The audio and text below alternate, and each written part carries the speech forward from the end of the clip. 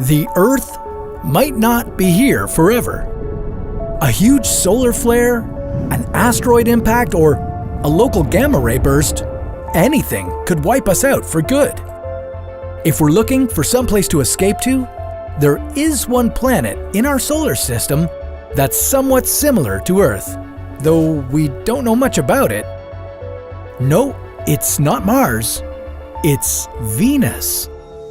Not only are Earth and Venus about the same size, they both have identical interiors with partially liquid cores, mantles, and crusts.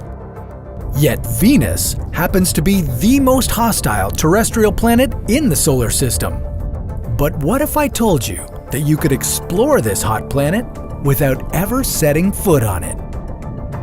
This is What If? And here's what would happen if we built cloud cities on Venus. Venus isn't a place you'd want to land on. Thanks to its dense atmosphere and turtle-like rotation, the surface temperature of Venus stays at 462 degrees. The planet's atmospheric pressure is 92 times greater than Earth's. Because of such high pressure, anything entering the atmosphere of Venus gets immediately crushed before it reaches the planet's volcanic surface. With such extreme atmospheric conditions, it's too dangerous to attempt a manned landing on Venus, but we wouldn't need to go down there. Above the dense layer of clouds, Venus isn't that bad. The atmospheric pressure is similar to Earth's. The gravity is slightly lower, and the temperature reaches 75 degrees. Although that's a little hot, it's still workable. Now, how would we get there? Well, we'd need to start small. According to NASA's plan for exploring Venus, we'd send 2 spaceships to our destination. Venus is the closest planet to Earth.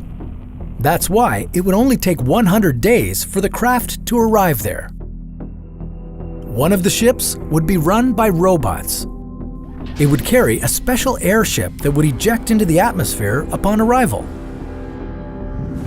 This airship would start to inflate itself with helium. And since helium is lighter than air, the airship would float, orbiting about 52 kilometers above the planet. The second spaceship would have a crew of 2 people. It would link up with the airship orbiting Venus. The crew would have 30 days to make all the environmental assessments. After that, they'd detach from the airship and start making their way back to Earth. The return trip would take about 300 days due to the Sun's strong gravitational pull. But even with that, the complete mission wouldn't take longer than 450 days.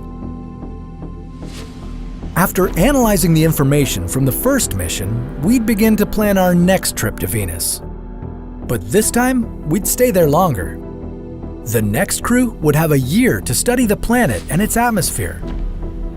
One of the things they'd be looking for on Venus would be life. Scientists think that because microbes on Earth can thrive in acidic conditions surrounded by sulfur, there could be life found in the Venusian atmosphere. After the end of the second mission, we would start preparing to stay on Venus permanently. We would begin building cloud cities, where future generations of humans would live and hopefully continue to explore space and the origins of life in it. They might even solve the pressure problem. From there, they would terraform the planet and settle down on the once hostile Venusian surface.